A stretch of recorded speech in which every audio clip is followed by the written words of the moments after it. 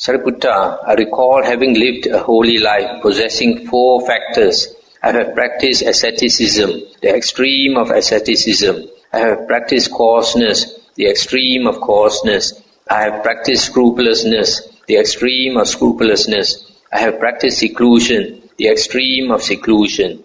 Such was my asceticism, Sariputta, that I went naked, rejecting conventions, licking my hands, not coming when asked, not stopping when asked. I did not accept food brought or food specially made, or an invitation to a meal. I received nothing from a pot, from a bowl, across a threshold, across a stick, across a pestle, from 2 eating together, from a pregnant woman, from a woman giving suck, from a woman lying with a man, from where food was advertised to be distributed, from where a dog was waiting, from where flies were buzzing. Let's stop here for a moment. Now, some of these you may not understand why he does not accept food from a pregnant woman, or a woman giving suck to a baby, or where a dog was waiting, where flies were buzzing. This is compassion without wisdom. When he saw, for example, a woman pregnant, he thought, if I take food from this woman, then she will have less to eat, and the baby in the womb will have less food. So he refused to accept.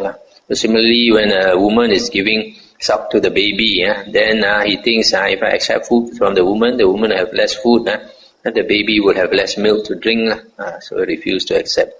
And when a dog was waiting, then he thought, if I accept this food, the dog may not have food to eat, and he refused to take. When the flies were buzzing, then he thought, if I accept the food, then the flies will have less food to eat. So all this is compassion without wisdom. I accepted no fish or meat. You see this, not accepting fish or meat, this vegetarian practice also is an external sect practice. It's not the Buddha's practice. So before he was enlightened, he was also practicing like the Brahmins, refused to, or the Jains or Nigantas also were vegetarians, but not after the Buddha was enlightened, then he did not continue with such practice. I drank no liquor, wine or fermented brew. I kept to 1 house to 1 morsel. I kept to 2 houses to 2 morsels. I kept to 7 houses to 7 morsels. Let's stop here for a moment. This was an external sect practice. When they beg for their food, they go maximum 7 houses. If they don't get food after 7 houses, they go back. They're not supposed to go to more than 7 houses. And this has crept into Mahayana Buddhism. It's also mentioned in Mahayana Buddhism. They go and beg for food, not more than 7 houses.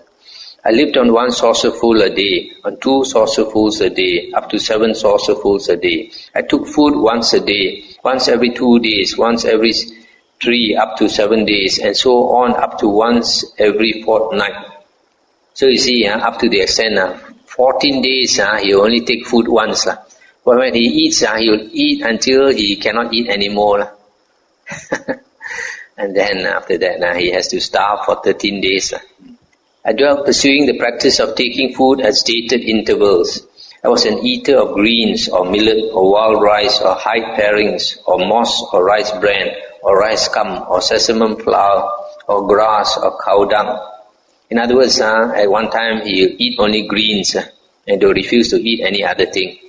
And then later he found he did not become enlightened in that way. Then he eat only millet and nothing else. And then he found he was not enlightened. And then he ate only wild rice. Similarly, he tried one thing after another. I lived on forest roots and fruits. I fed on fallen fruits. That means he lived in the deep forest without coming out and only feed on the fallen fruits and the roots of plants.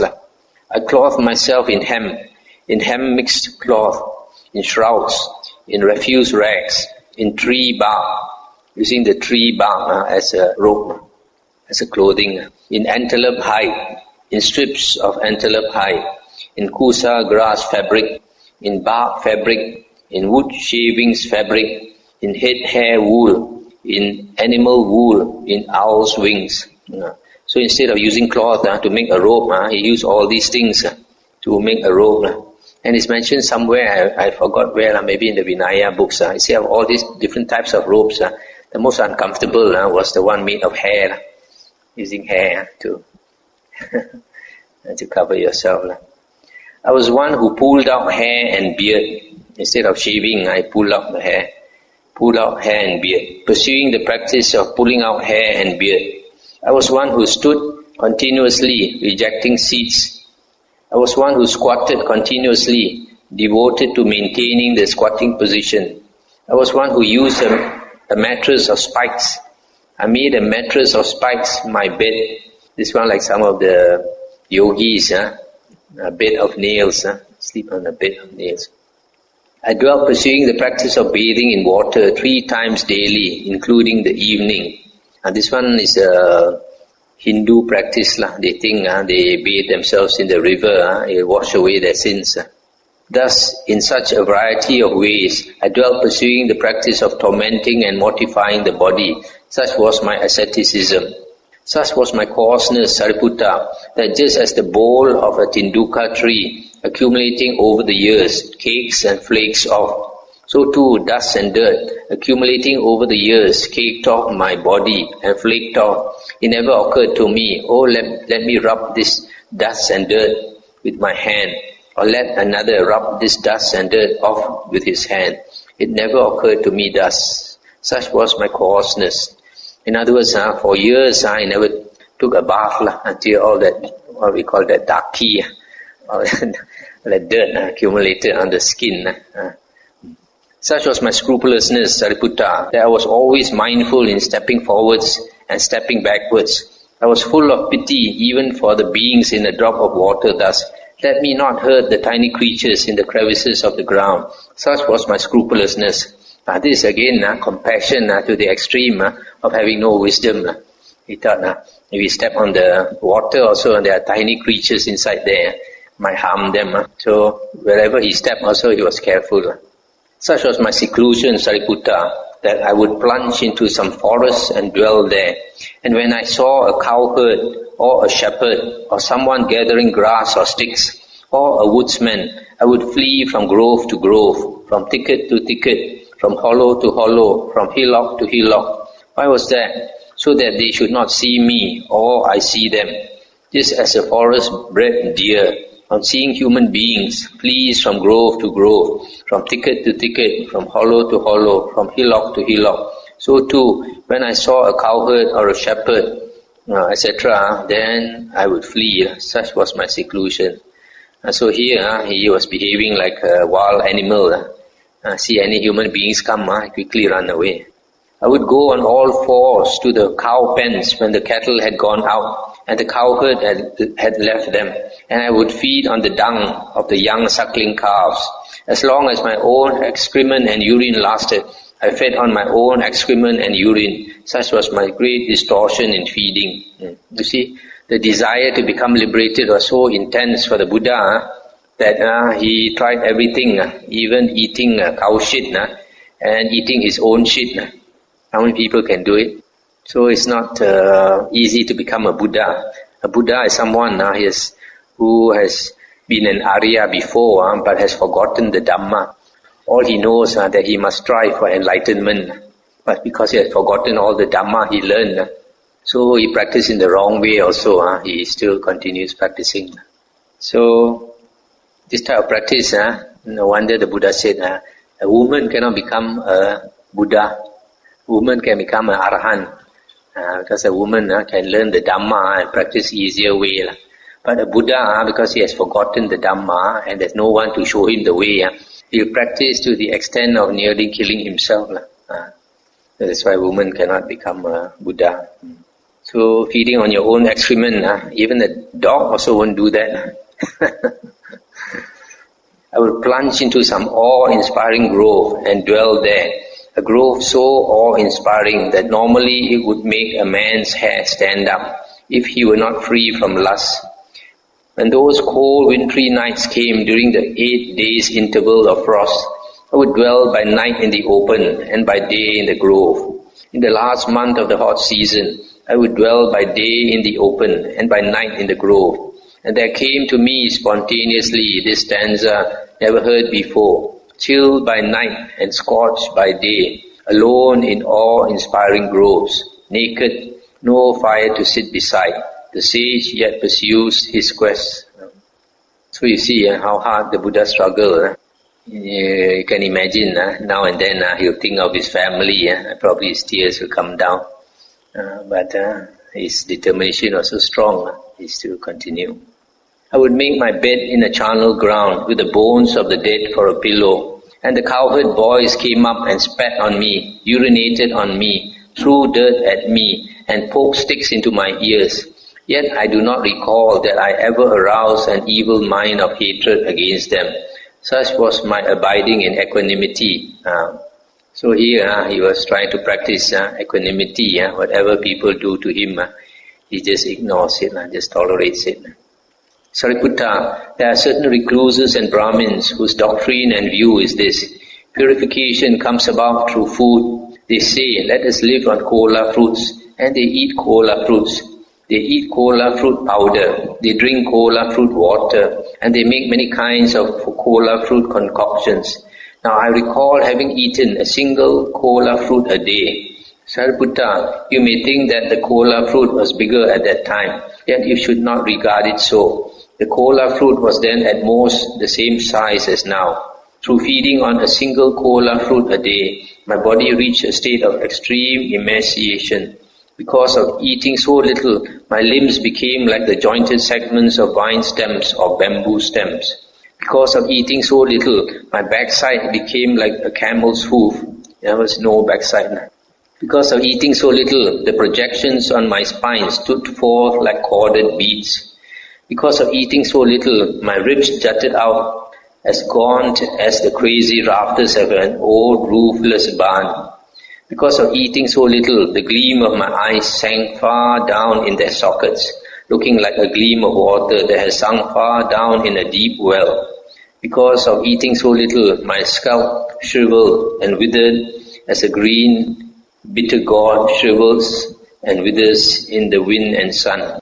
Sometimes we see in the newspaper, famine in Africa, something like that. Because of eating so little, my belly skin adhered to my backbone. Thus, if I touched my belly skin, I encountered my backbone. If I touched my backbone, I encountered my belly skin. Because of eating so little, if I tried to ease my body by rubbing my limbs with my hands, the hair, rotted at its roots, fell from my body as I rubbed. And no, his food was not nutritious, so he just rubbed the skin only, the hair would drop off. Sariputta, there are certain recluses and Brahmins whose doctrine and view is this: purification comes about through food. They say, let us live on beans. And the same way, they will take bean powder and they make all kinds of concoctions with beans. And similarly, let us live on sesamum, let us live on rice. And they eat rice powder, they drink rice water, and they make many kinds of rice concoctions. Now I recall having eaten a single rice grain a day. Sariputta, you may think that the rice grain was bigger at that time, yet you should not regard it so. The rice grain was then at most the same size as now. Through feeding on a single rice grain a day, my body reached a state of extreme emaciation. Because of eating so little, the hair rotted at its roots, fell from my body as I rubbed.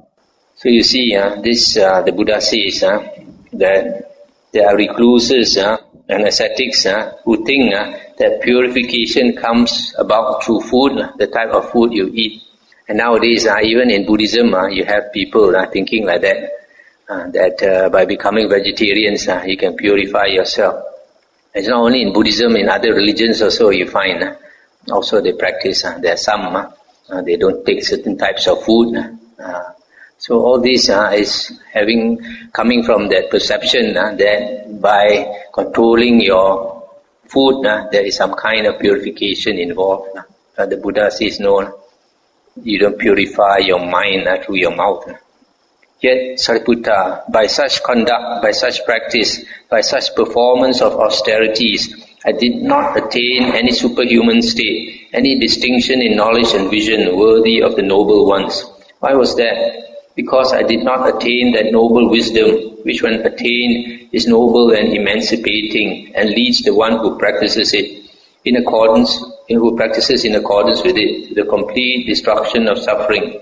Sariputta, there are certain recluses and Brahmins whose doctrine and view is this: purification comes about through the round of rebirths, but it is impossible to find a realm in the round of rebirths that I have not already passed through in this long journey, except for the gods of the pure abodes, Suddhavasa. Had I passed through the round as a god of the pure abode, I would never have returned to this world. This Suddhavasa heavens is only for Anagamins. It's in the fourth jhana plane, and once you are reborn there, you are on the way to Nibbana. From there, you automatically go to Nibbana. So the Buddha says, in the long round of rebirths, he has been born in every place, every type of being except that one. And probably we also. There are certain recluses and Brahmins whose doctrine and view is this: purification comes about through some particular kind of rebirth, but it is impossible to find a kind of rebirth that I have not been reborn in already in this long journey, except for the gods of the pure abodes. There are certain recluses and Brahmins whose doctrine and view is this: purification comes about through some particular abode, but it is impossible to find a kind of abode or dwelling that I have not already dwelt in, except for the gods of the pure abodes. There are certain recluses and Brahmins whose doctrine and view is this: purification comes about through sacrifice, but it is impossible to find a kind of sacrifice that has not already been offered up by me in this long journey of samsara, when I was either a head-anointed noble king or a well-to-do Brahmin.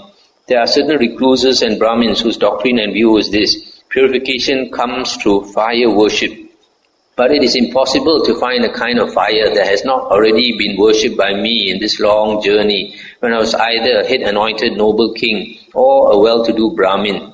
Sariputta, there are certain recluses and Brahmins whose doctrine and view is this: as long as this good man is still young, a black-haired young man endowed with the blessing of youth, in the prime of life, so long as is he perfect in his lucid wisdom. But when this good man is old, aged, burdened with years, advanced in life, and come to the last stage, being 80, 90 or 100 years old, then the lucidity of his wisdom is lost. But it should not be regarded so. I am now old, aged, burdened with years, advanced in life, and come to the last stage. My years have turned 80. Now suppose that I had 4 disciples with 100 years lifespan, perfect in mindfulness, retentiveness, memory, and lucidity of wisdom. Just as a skilled archer, trained, practiced, and tested, could easily shoot a light arrow across the shadow of a palm tree. Suppose that they were, even to that extent, perfect in mindfulness, retentiveness, memory, and lucidity of wisdom. Suppose that they continuously asked me about the 4 Satipatthanas, and I answered them when asked, and that they remembered each answer of mine, and never asked a subsidiary question, or paused except to drink, eat, consume food, taste, urinate, defecate, and rest in order to remove sleepiness and tiredness.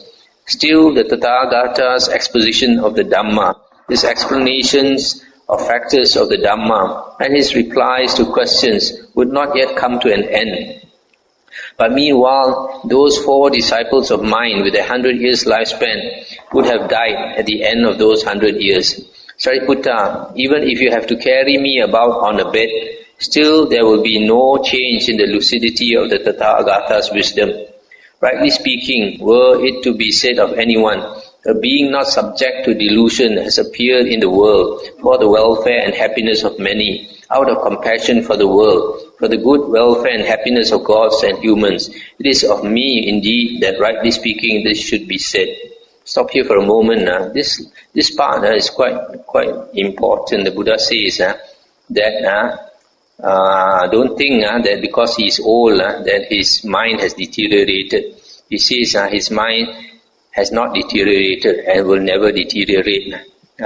So this contradictory to what some monks are saying now. Some monks they say even an arahant, when he's old, his mind will deteriorate, but not true. For an arahant, the mind will never deteriorate. Now on that occasion, the Venerable Naga Samala was standing behind the Blessed One, fanning him. Then he said to the Blessed One, "It is wonderful, Venerable Sir, it is marvelous. As I listened to this discourse on the Dhamma, the hairs of my body stood up. Venerable Sir, what is the name of this discourse on the Dhamma?" As to that, Naga Samala, you may remember this discourse on the Dhamma as the hair-raising discourse. That is what the Blessed One said. The Venerable Naga Samala was satisfied and delighted in the Blessed One's words. That's the end of the sutta. So you see, because this silly Sunakata was talking bad about the Buddha, then the Buddha was so annoyed. He talked about himself in detail in this sutta. You can see he brought his lion's roar. That's why this discourse is called the Greater Discourse on the Lion's Roar. The Buddha said all those things about himself that previously he did not want to, what we call Chui Lapa. Want to blow his trumpet. Now he's blowing his trumpet. So you see, the kind of austerities the Buddha went through, this all is a matter of sincerity. Nowadays, a lot of people, they maybe because of their insufficient understanding of the Dhamma, a lot of people think you want to practice the Dhamma, but not willing to pay the price. There's some people, they say, 1 minute you want to practice, another minute you change your mind. Then so some people, even after wearing the robe, they're not willing to put forth the energy, the perseverance, the dedication to live the holy life properly. It's all understanding. If you understand the Dhamma, that, like the Buddha here, to the extent of giving up his life or so, he will walk the path. Especially somebody like the Buddha, his wife was still young, a baby just born. You can imagine, constantly the mind will go back to the family, constantly go back to his son, go back to his wife, go back to his parents. Not easy. So it's all a matter of sincerity. The Buddha always says, whether you are sincere or not. If you are sincere, even to give up your life also, you are willing to do it. After all, if you understand the Dhamma, you should know one day you're going to die. So what is there you cannot give up? You have to give up everything in the end. Anything to discuss?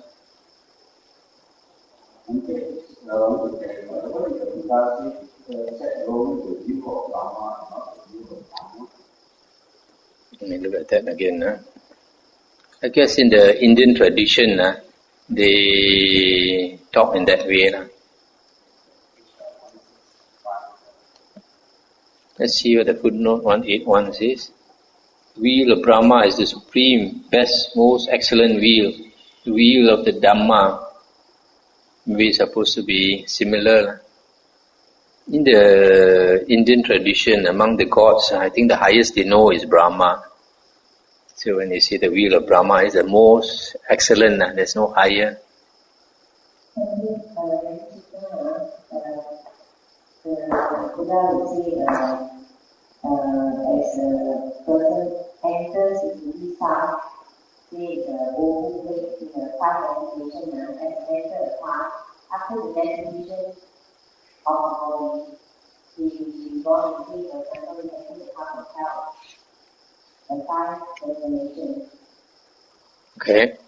So when the person enters that path, and he there's need for that reverse and reverse. Yes. There is no way of detecting from that.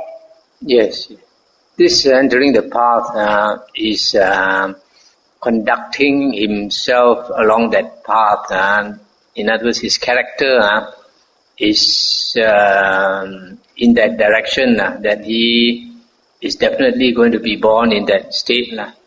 So, a person like the Buddha with psychic power, he sees, he knows that this person, his character, for example, what we say like Ngao Ching, Gu Khe. Right now, that person, even before he dies, he's dead.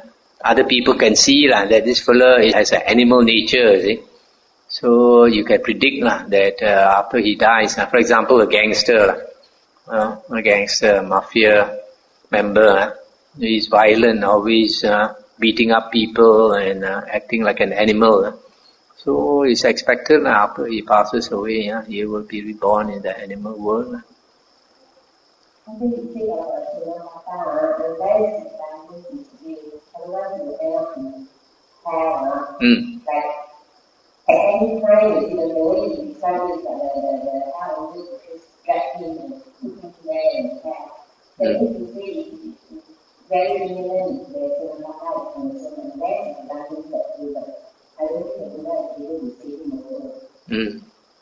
Because he's saying such nasty things about the Buddha. He's not saying such nasty things about Putujana. He's saying nasty things about an ordinary worldling.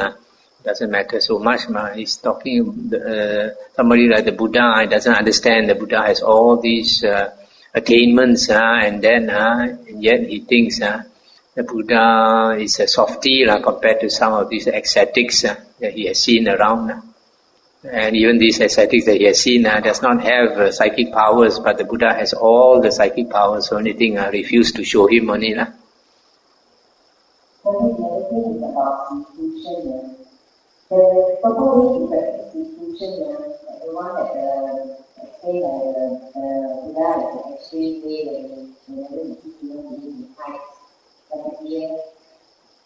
But what is the middle path of institution?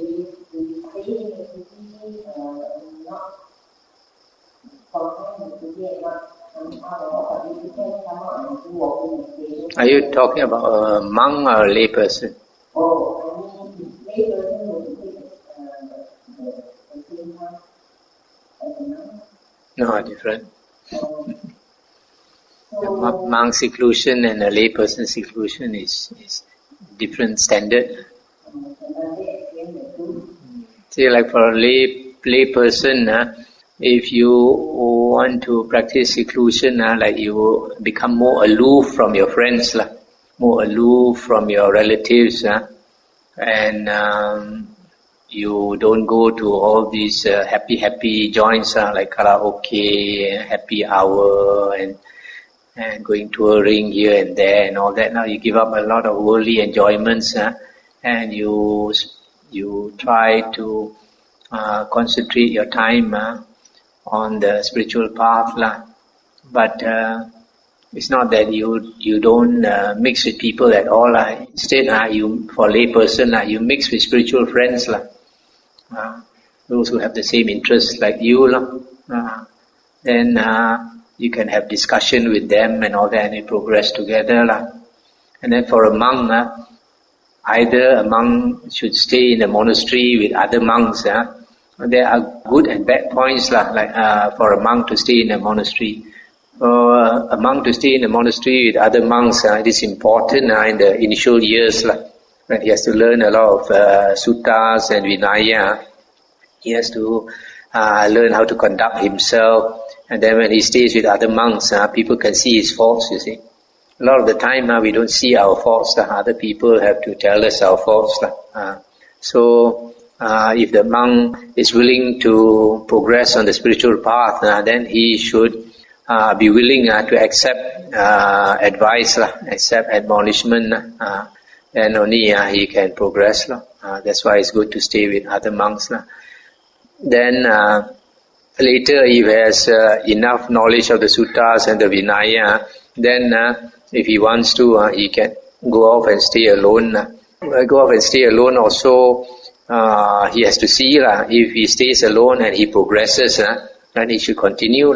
But there are some monks, they stay alone, instead of progressing, they regress. They sleep more and more. In which case, they should not stay alone. They should come back and stay with the other monks, because like in a monastery, you stay with other monks. There are fixed times for meditation, fixed times for work and all these things. So you have to follow the schedule, and you are allowed, like in our monastery, you are allowed certain time in the afternoon to do your own thing. I think 4 hours is quite generous already. You can do many things in that 4 hours. And other times you have to follow the schedule. So there is a certain amount of discipline, you see. There are some certain monks, they don't like to stay with other monks because they want to be independent. chu yu, ji yao, do their own thing. But then, as they say, fang pian becomes sui pian.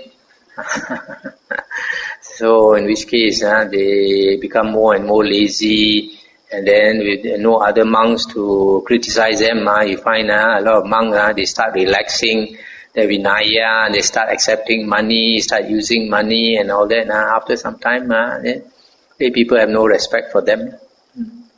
Some monks, they don't have the wisdom to see that by giving up small money, they can get a lot of support. Some monks, they are greedy for small money, they want to possess more money, then they will never get big support. So that is for a monk, if he wants to practice seclusion, he can go off and stay up the hill or stay in a cave and all that, and go and beg for his food. You see, that a lay person cannot do. The most a lay person can do is to hide yourself in your room. You take your room to be your cave, and seldom come out. This is something that I admire in some Indians. They have in their house several rooms. They make one room their prayer room, their meditation room. They don't allow their wife and children to go inside that room. They go and spend their time meditating in there, do their chanting in there and all that. Very few Chinese do that. Chinese, instead of having a prayer room, they have a money room.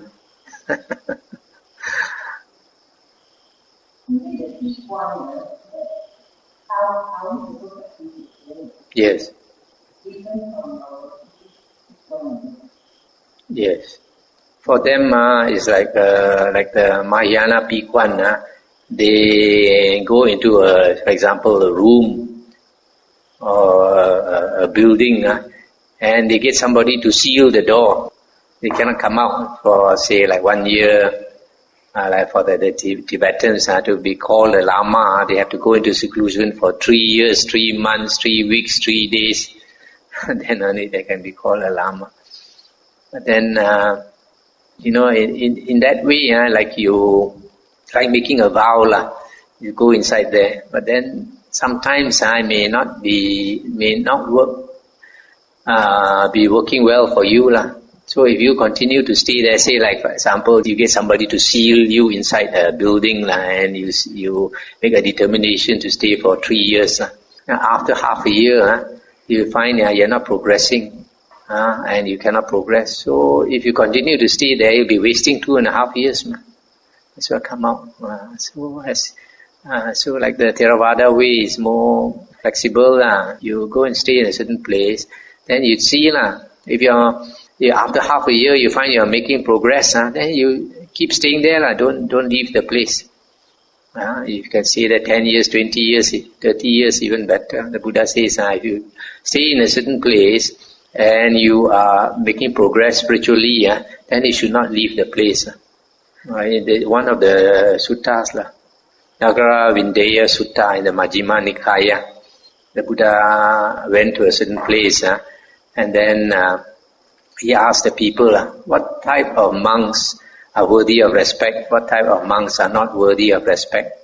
And they did not know how to answer. And the Buddha says, a monk who stays in a secluded area, a forest area, the type of monk is worthy of respect, not a monk who stays in the town, the cities. So the Buddha said, why? Because a monk who stays in a secluded place, the forest or cave and all that, there are no sights for him to enjoy, no sounds, no taste, touch, etc. In other words, there's no worldly pleasures for him to enjoy. So the fact that he can continue to stay there shows his sincerity to practice the holy path. Whereas another monk stays in the town monasteries, usually he wants to have a good life. So then the Buddha said, if the monk stays in such a secluded place, then you can say either he's already an arahant or he's walking the path to become an arahant. So it's worthy of respect. The same way the Buddha said, what type of place is suitable for a monk? Buddha says, if a monk stays in a certain place and he's making progress, then even if the food and all the requisites are very hard to get, still he should stay in that place. And if the food and all that, the requisites are easy to get, and he's still making progress, then even the more reason to stay there. And the Buddha says, if a monk is making progress, he should stay in that place. Even if the abbot tries to kick him out also, he should refuse to go if he's making progress there. And stay there until the end of his life. One of the suttas is stated. Okay, when for Therapy, when now once go to the institution of living here, you will be 5 years, at least 5 years, or so many provisions to Dhamma. This depends on the monastery. Different abbots have different policy. But I would think that to encourage monks to practice hard, then even a monk is new, you can let him have 1 or 2 weeks seclusion. Only if a monk is more experienced, then he can handle longer periods. A lot of people, the idea of seclusion is sounds very attractive. But when they go into the seclusion, when you go into seclusion, you are fighting with Mara. And a lot of the time, you really get clobbered by Mara.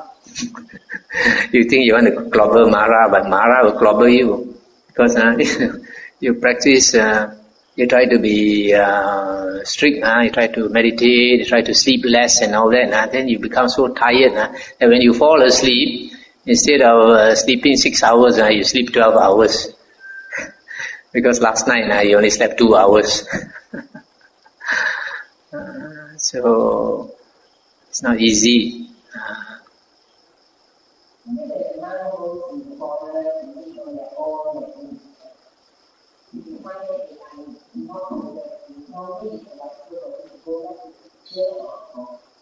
Oh yes, definitely they are not progressing, they should go back and stay with other monks. Not all monks are qualified to stay alone. A lot of monks think they see other people staying alone, they also want to stay alone. Because if a monk wants to stay alone, he has to be extremely disciplined, very, very disciplined. Otherwise, he will spend his time sleeping, lazy. Because nobody is watching you. But actually there are spirits watching you. So if you're not practicing well, sometimes you get disturbed.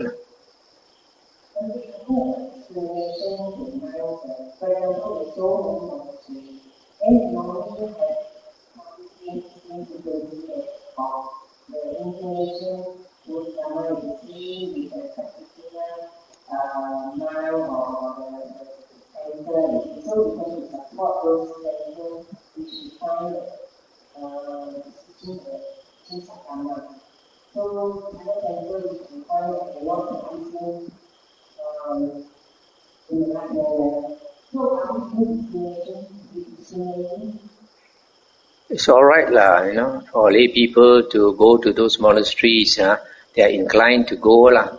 Only thing is, the Buddha said that there are 4 types of persons. You have to be very careful in your conduct towards them. Your mother, your father, these monks and nuns. So there are some people, they don't like certain monks. If a person don't like certain monk, that is your personal thing, but then don't bad mouth certain monks. There are certain lay people, they practice in a certain way, and then they find some monks say something contradictory to what they are used to listening, and they get very angry, and they say all nasty things about the monk when they don't even know the monk, haven't even spoken to the monk and all that, haven't even listened to his Dhamma talk. That is very dangerous. There you look at this Sunakata. He's staying with the Buddha also, he doesn't understand the Buddha. The Buddha says to know a person really, you have to associate with that person for a long time, and you have to be very observant, you have wise wisdom to know a person's heart. Human beings are not like animals. Animals are very straightforward. However they feel, they show you everything. Animals. Human beings are different. Human beings, they say one thing, their heart says another thing. Human beings are very cunning. That's why to understand a person, it takes time. It takes time. So sometimes, like in the Sutta, the Anguttara Nikaya says 4 types of pots: the empty pot, and the full pot, the closed pot, and the open pot, and all that. It's talking about the different types of persons. Some are very impressive, but they have no substance. Some are impressive, but they have substance, and some are unimpressive and with no substance, and some are unimpressive but with substance. So it's very hard to judge a person from the outside. Some people, they try to look very mindful, very impressive, but actually they are full of shit inside. So it's very difficult to judge a person. I think when it comes to supporting, I think we should support the Sangha rather than support the monk. Because with the Sangha, maybe we can help to protect the Sangha rather than supporting the monk. Because with the monk, maybe they are helping to support the Sangha. That's an opinion, I'm not sure. Yes, generally the Buddha says it is a duty of lay persons to support the Sangha. But then you see, a lay person cannot support every monastery, is it? So you have to choose the monastery you like to go more often to. So different people have different affinities, different karma, so they choose different monasteries. Of course, generally you find a lot of lay people, they like to go and support famous monks. Okay, shall we end here?